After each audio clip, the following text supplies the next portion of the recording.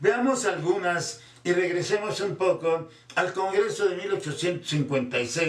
1856-1857, donde se genera el artículo tercero constitucional con una idea de educación libre.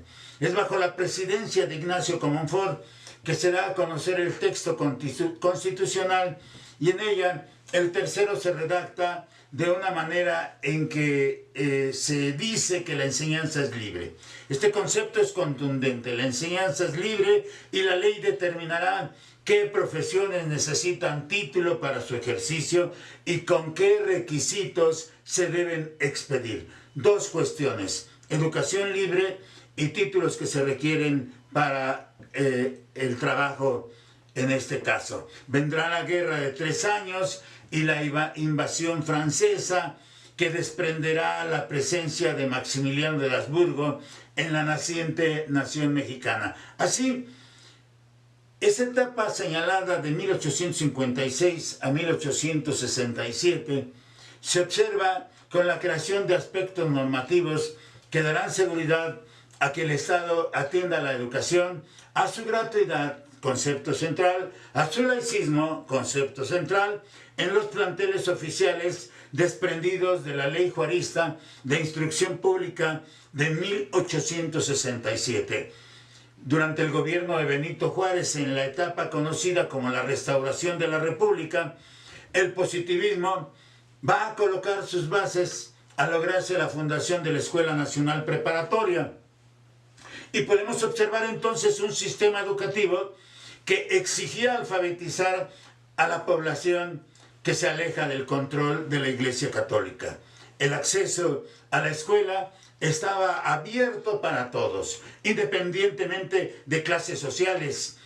Podemos afirmar que la libertad y la condición laica de la educación estaban presentes, siempre con el propósito de crear un plan educativo que consolidara la ideología liberal. Benito Juárez encarga la tarea al ministro de Justicia e Instrucción Pública, Antonio Martínez de Castro. Surgirá entonces la figura de Gabino Barrera, tal vez el primer representante del positivismo en México.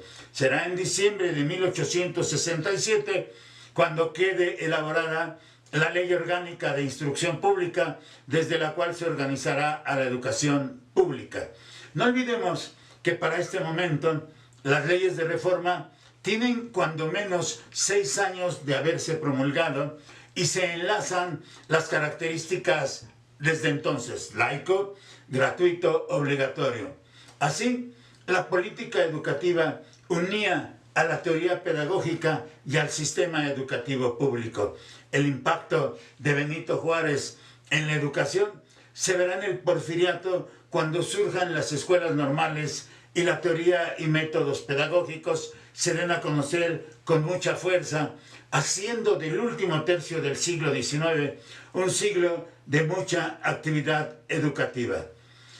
Respecto de condiciones dentro del Porfiriato, podríamos señalar y observar que tiene 4 características que le hacen ser una de las etapas más productivas en la educación: la llegada de la pedagogía moderna a México, la presencia y desarrollo y paralelamente la creación de las escuelas y el fortalecimiento de la educación normal, la educación para obreros y la educación superior.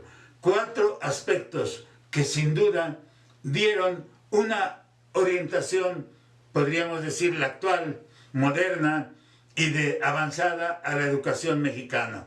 El Porfiriato recibe la influencia de las acciones políticas ideológicas de Francia y de Inglaterra.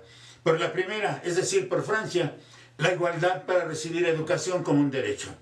Por la segunda, y desprendida de la revolución industrial, en Inglaterra, la formación y capacitación de obreros. Así, la educación se veía más estructurada.